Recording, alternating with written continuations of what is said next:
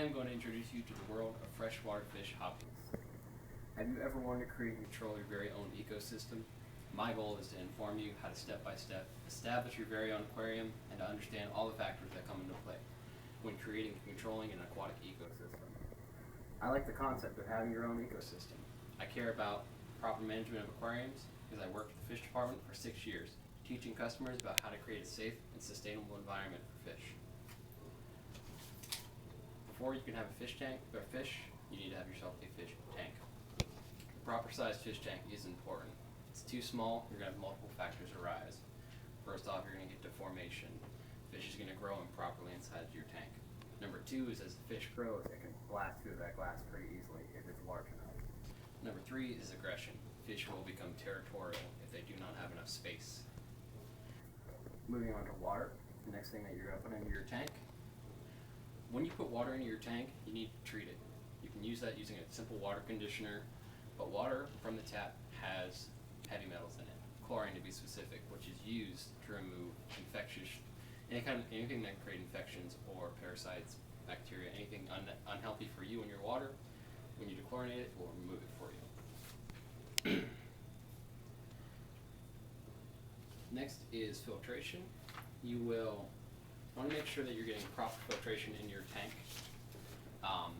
Filters basically keep your water from going stagnant. If the water sits around for too long, naturally your pockets will build up. Your water will get pretty nasty pretty quickly. On top of that, it will basically lose oxygen. Your fish will starve. On top of creating or removing stagnant water, it helps filter out your water as well. As you have fish in your tank, you're going to build up toxic chemicals, ammonia, nitrite, uneaten fish food, fish waste, all that stuff builds up. What happens is that your fish tank is going to remove those impurities from your water. Next up is temperature control. You can basically do this by putting a simple heat stick in your fish tank. These sticks will basically check the temperature of your fish tank every 15 minutes.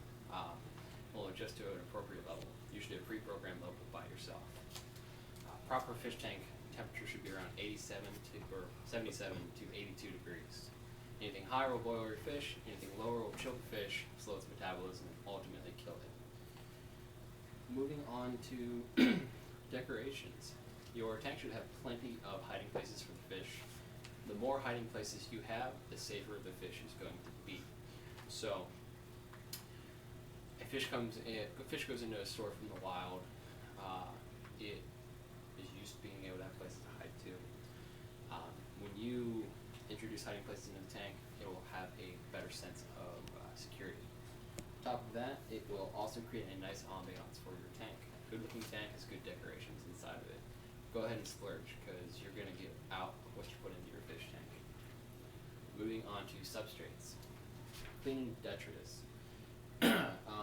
In your substrates, as you feed your fish and as they exist in your tank, they're going to poop, they're going to create waste in your water, and it's going to settle into the gravel, the ground, the substrate in the tank. This is called detritus. Commonly, it's uneaten food, fish waste, any kind of impurities floating in the water. On top of that, as far as detritus goes, you'll end up doing maintenance on your water, on your fish tank, and pulling all the fluids out of the water or out of the gravel as you go along. On top of cleaning the detritus out of your substrate is actually going to host bacteria as well. A lot of people don't understand that not all bacteria is bad. There is good bacteria as well. Beneficial bacteria actually is bacteria that grows in your tank. It's living bacteria that metabolizes your fish's waste, which breaks down into ammonia. There's bacteria that will actually grow and metabolize the ammonia created by the waste.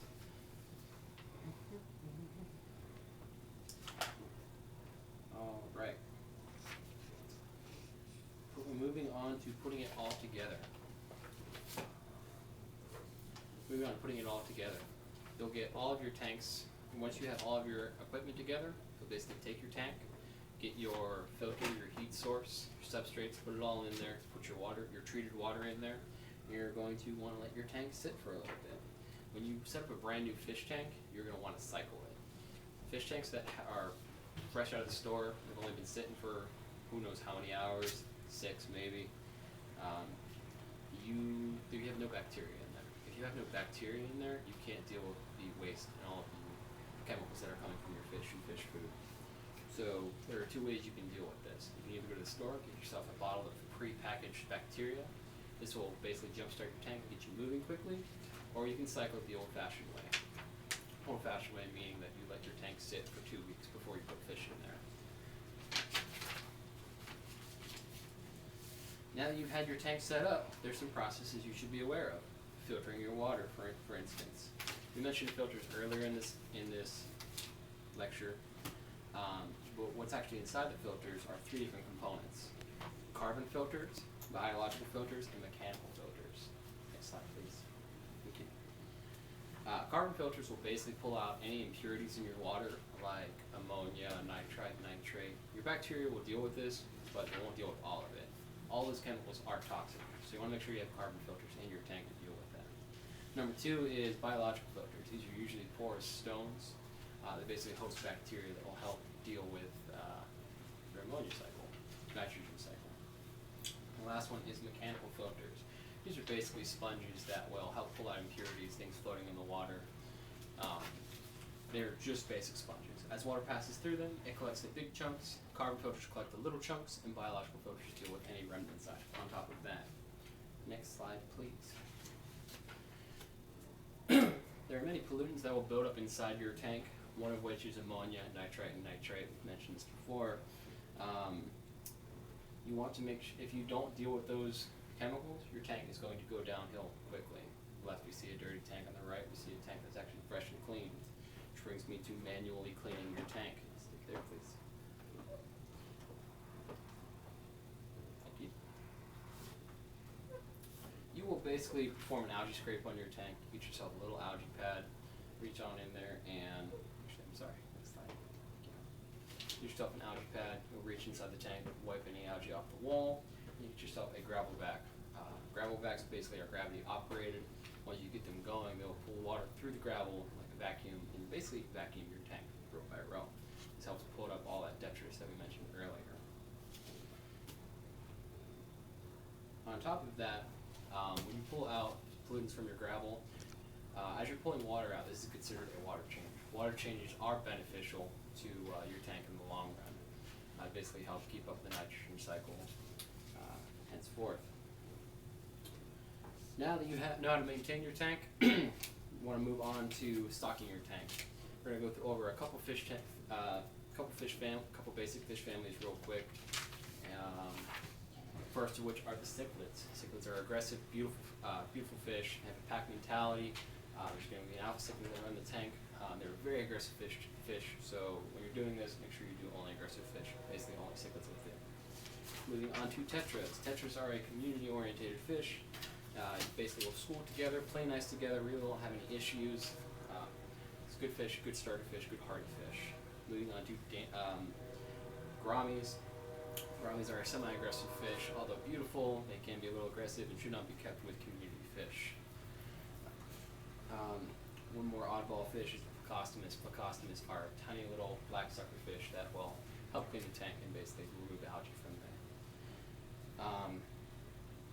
Your fish should be separated.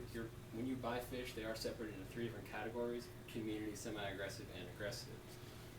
Community is basically everybody plays nice together. Semi-aggressive is they're a little touchy with other fish. You want to be careful mixing them with community fish. They can be aggressive. And the last of which are aggressive fish, usually large, obnoxious Oscars. Oscars are aggressive. Oscars are piranha are actually a form of Oscar. If it's aggressive, don't put it with your community fish. You're going to be flushing money down the drain. Now you've learned how to step-by-step establish your very own aquarium and have been exposed to all the different factors that come into play when creating and controlling your aquatic environment. What you're doing is crafting your own ecosystem. You create the space for the bacteria to grow. In order for the bacteria to grow, you must have the fish create the food for them. In order to have the food for the fish, you must feed them fish pellets or grow plants inside the tank, which get their nitrates from the bacteria. It's all connected, and everything in the tank is alive, with millions of bacteria all playing a critical part with each other. Thank you for your time.